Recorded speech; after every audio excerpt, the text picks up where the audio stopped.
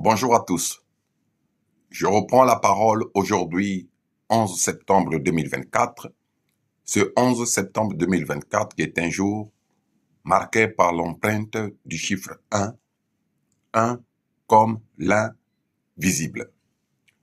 Je reprends la parole aujourd'hui tout simplement parce que je voulais attirer votre attention sur le fait que nous sommes en guerre, c'est-à-dire nous, le peuple noir en général, le peuple africain et plus particulièrement le peuple d'Afrique centrale, notamment le peuple Congo de la Fédération Congo.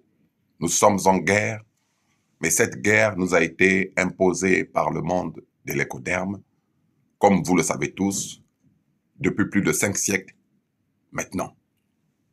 Et cette guerre qui nous a été imposée, nous sommes sur le point de gagner si et seulement si on tenait compte de toutes les instructions qui ont été données par notamment le Conseil fédéral Congo, qui est l'organe de direction de la Fédération Congo, le 55e pays d'Afrique.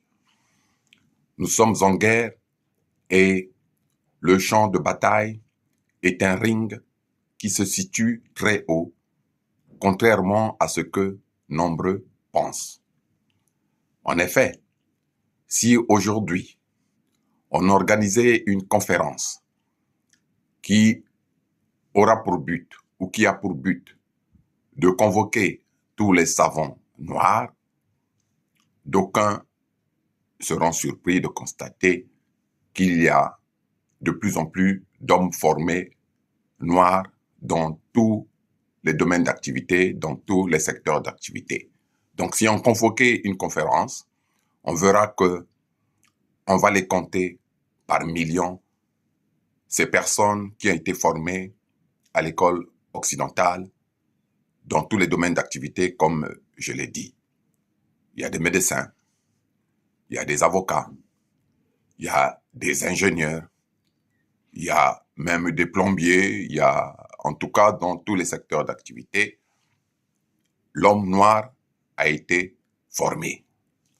Maintenant, l'homme noir qui a été formé, notamment à l'école occidentale, comment se fait-il que cette formation ou ce savoir obtenu n'a pas permis jusque-là à l'Afrique de se développer, de prendre son envol? Cela voudrait dire, comme je l'ai dit d'emblée, que le ring est plus haut et le ring n'est pas visible à l'œil nu. Tout simplement parce que ce ring, c'est un ring avant tout spirituel. Parce que, il faut le dire, l'homme noir qui a été formé, qu'a-t-il fait des us et des coutumes de ses nobles ancêtres? Cet homme noir qui a été formé, qu'a-t-il fait de son créateur vivant premier, que les Congos appellent Mfumunzambia Mbungo. Voilà. Donc, après avoir été formés, nombreux, pour ne pas dire quasiment plus de 97% des hommes et des femmes noires ont été enrôlés dans des sectes qu'ils ont présentées comme des cercles de réflexion, dans des loges que nous connaissons. Et aujourd'hui, il faut le dire très clairement, qu'il y a une loge qui fait des ravages en Afrique. C'est cette loge que nous avons l'habitude de qualifier de loge judéo-diabolico-maçonnique. C'est cette loge-là qui a enrôlé et qui a emprisonné la quasi-totalité des cerveaux qui ont été formés et qui, finalement, ont reçu normalement le savoir qui pouvait leur permettre de développer le continent noir, notamment l'Afrique, de le développer à l'image des autres continents, par exemple comme le continent asiatique, à l'image des autres pays, par exemple des pays comme la Chine.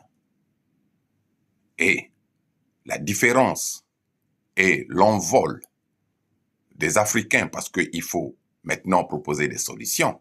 Il ne s'agit pas de constater.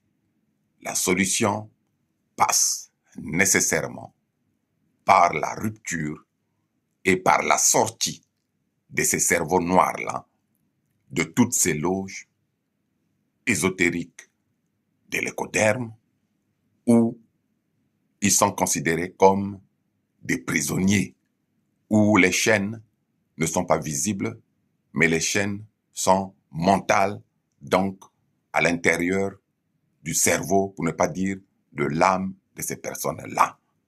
Voilà pourquoi j'ai dit d'emblée que le ring de cette boxe ou le ring de ce combat se situe à un niveau plus haut, à un niveau très haut, parce qu'aujourd'hui, nous avons la connaissance et la formation nécessaire, normalement, pour nous permettre de prendre notre vol. J'ai voulu vous adresser ce message le 11 septembre 2024, ce jour-là même où l'Amérique ou l'impérialisme américain commémore les attentats du 11 septembre 2001, en ce jour du 11 septembre 2024.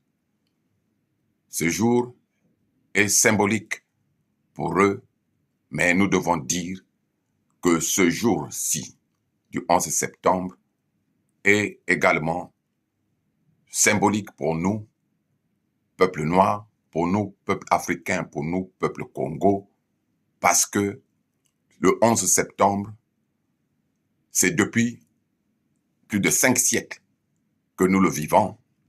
C'est depuis plus de 5 siècles que l'Afrique, notamment l'Afrique centrale, est l'objet des attentats permanents.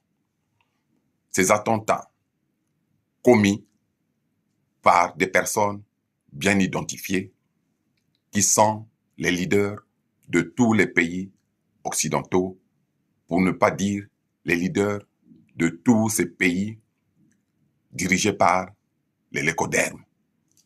Il est donc temps de mettre définitivement un terme à ces attentats permanents afin de permettre à l'Afrique maintenant de prendre son envol et de se remettre sur la route du développement, de la prospérité et du bien-être de ces peuples, le bien-être également de l'humanité, parce que, comme on a déjà eu à le dire, la réparation du berceau de l'humanité entraînera très forcément des bienfaits au niveau de tous les autres peuples, épris d'amour et de bonne volonté.